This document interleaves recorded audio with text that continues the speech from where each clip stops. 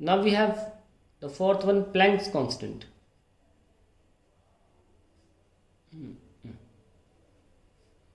Planck's constantly we use energy is equals to Planck's constant into frequency. Frequency को कैसे दिखाते हैं? Letter nu से. Nu spelling NU Greek letter. Energy ml2 T-2, energy work heat सब बराबर formula होता है. प्लैंक्स कांस्टेंट h निकाला जा रहा है. फ्रीक्वेंसी हम जानते हैं कि T-1 हुआ करती थी. सो ml2 T-1 is the Planck's constant. Let's continue with the others. हम कहाँ पे 21 पे थे ना, 22. We have coefficient of viscosity. Very important. Coefficient of viscosity. इसके लिए जो फॉर्मूला है वो है, this is coefficient of viscosity multiply by the area into velocity gradient. बताया था ना यूज होगा, we can directly use it. ये है ml/T-2. ये हमको सॉल्व करना है. ये L² और ये T-1 सॉल्व किया था हमने. सो ml/T-2 upon L² T-1 that is eta. इसको ईटा बोलते हैं. क्या बोलते हैं? ईटा ग्रीक लेटर है. कितना आया? ml-1 T-1 that is the coefficient of viscosity. More we can think about is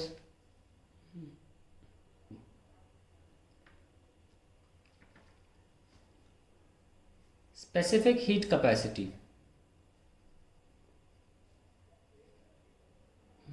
Now इसके लिए फॉर्मूला क्या होना चाहिए? That heat is equals to mass into specific heat capacity into change in temperature.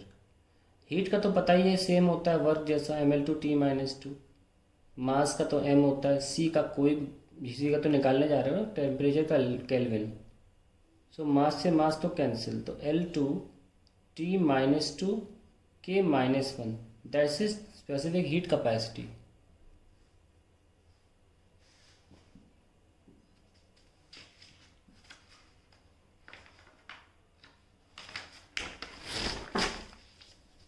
Now we have latent heat.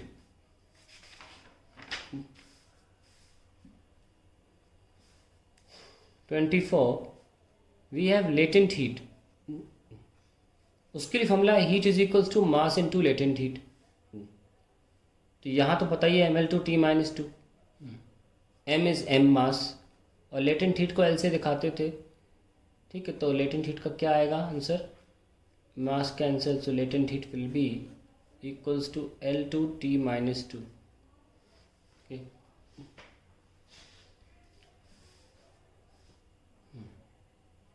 Now we have absolute permittivity of free space. Permittivity of free space. आपको कोई ज्ञान नहीं है इसका, ये 12वीं class की चीज़ है, पर इसका फॉर्मूला आना चाहिए.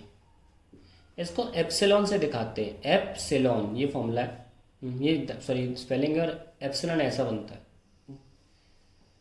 ठीक है, और अगर फ्री स्पेस की बात करें तो नॉट लगाते हैं. किसी और मीडियम का absolute permittivity of some other medium तो हम नॉट नहीं लगाते.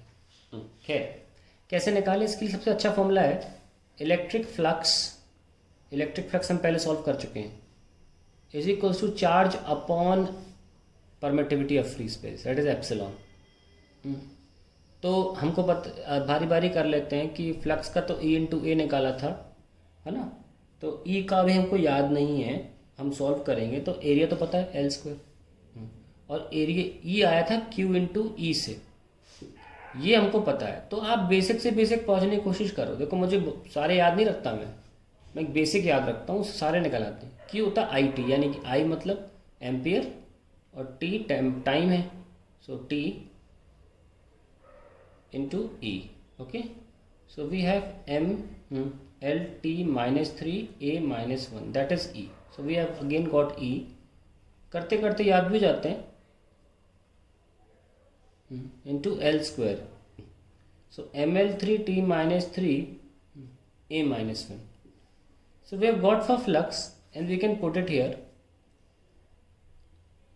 यहाँ पे देख लीजिए ml3t-3 a-1 और Q है IT यानी कि एम्पियर इनटू टाइम और ये है एप्सिलॉन.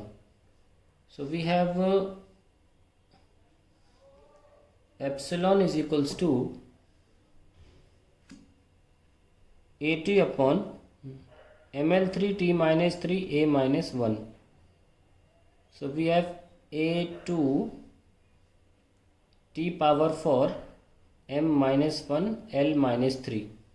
ये ऊपर चला जाएगा ना, a स्क्वायर हो जाएगा, ये ऊपर चला जाएगा, t पावर 4 हो जाएगा m-l-3. So epsilon will be equals to m-1 l-3 t-4 and a square. That will be permittivity of free space.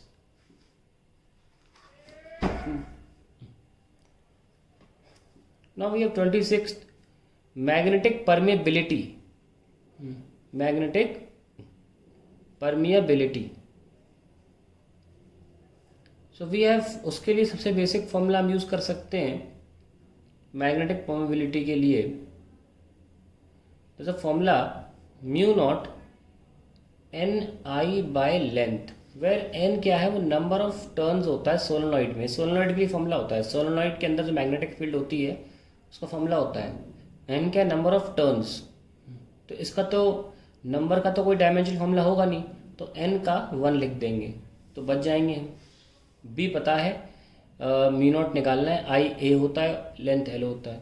So B into B का बड़ा सा बाद में लिखेंगे लेंथ ना, अपॉन N का 1 और I का A, that is mu naught. Mu naught भी फ्री स्पेस यानी कि एयर का है, फ्री स्पेस का होता है, magnetic permeability of free space. अगर आप नॉट लगा रहे हो तो फ्री स्पेस यानी कि एयर या वैक्यूम. आइए सॉल्व करते हैं. B फिर से निकाल लेते हैं, फोर्स वाले फॉर्मूले से आपको याद होगा, ILB से निकाला था ना, मैं मुझे कर रहा हूँ ताकि आपको याद हो जाए कि फॉर्मूले का यूज़ करते हैं बेसिक चीज़ें निकालने के लिए. mlt-2 ampere into length into B. So length तो कैंसिल हो गई, mt-2 a-1 that is B. Okay, so we can put it here, mt-2 a-1 into length upon A, that is mlt-2 a-2. So we got the magnetic permeability also.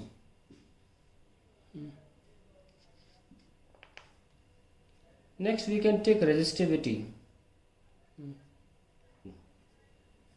Now as we know, resistivity is RA by L.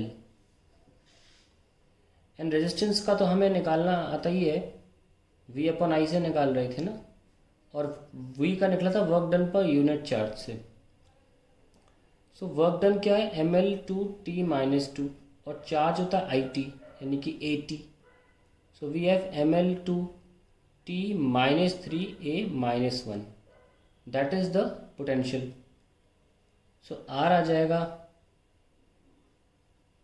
ml2t-3 a-1, work upon charge ना, यहाँ सीधे A है. So we have ml2t-3 a-2. So we have got the resistance. We can put it here, ml2t-3 a-2 into L square by L. We got this. एक L बच रहा है, तो final answer is ml3t-3 a-2. That is the final answer for resistivity.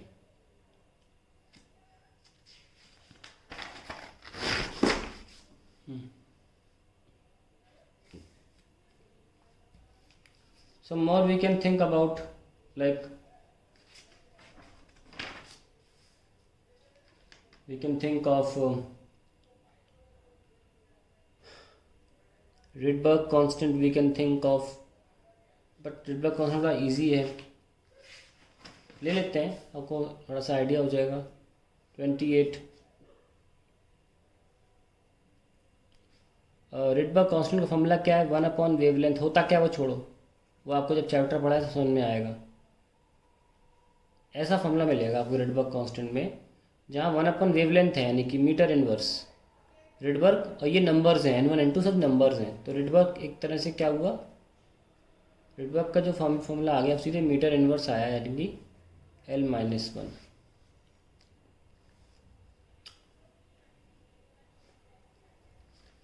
Some more we can think of, like we can think of density, we have already done, and we have to think of like moment of inertia। एक और चीज़ होती है, पढ़ाई जाएगी कि 11th में आपको moment of inertia। इसका फॉर्मूला होता है, आई से दिखाते हैं इसे, मोमेंट ऑफ इनर्शिया को कैपिटल आई से दिखाते हैं, इसका होता है mk², जहाँ पे जो k है वो एक डिस्टेंस है, k एक डिस्टेंस होता है, डिटेल में नहीं जाऊँगा मैं। सो ml² is the moment of inertia।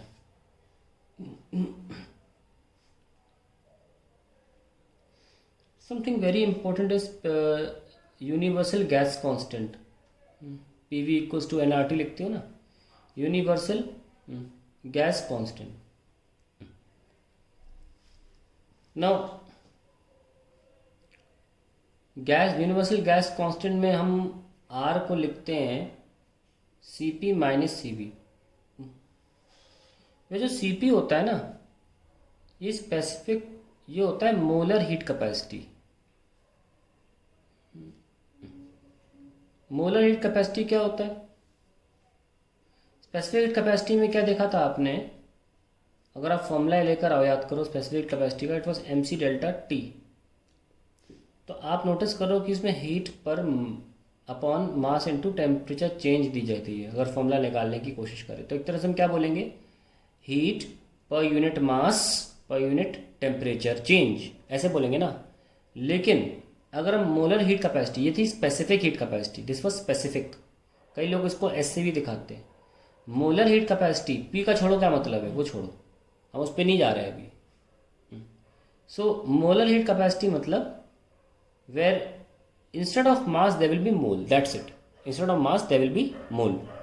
सो यहाँ पे क्या लिख सकते हैं हम, मोलर हीट कैपेसिटी के केस में Cp हो या Cv हो, it will be heat upon mole into temperature change. तो हीट का क्या होता है mL2T-2, मोल का तो MOL लिखते हैं, और टेम्परेचर चेंज हो जाएगा kelvin. So we have specific capacity, Cp हो चाहे Cv हो, दोनों मोलर हीट कैपेसिटीज हैं। तो we can write mL2T-2 K-1 mole inverse, ये आ गया। अब क्योंकि यूनिवर्सल गैस कांस्टेंट इनका ही डिफरेंस है, तो उसका भी तो यही आएगा, डिफरेंस ही तो है, कुछ ऊपर नीचे जुड़ घटा मल्टीप्लाई डिवाइड तो है नहीं। K-1 mole inverse, so that is the universal gas constant का डैमेज फॉर्मूला। अभी 30 हो गए, 30 are more than enough, you should remember these, and if you can remember more than that, it will be good.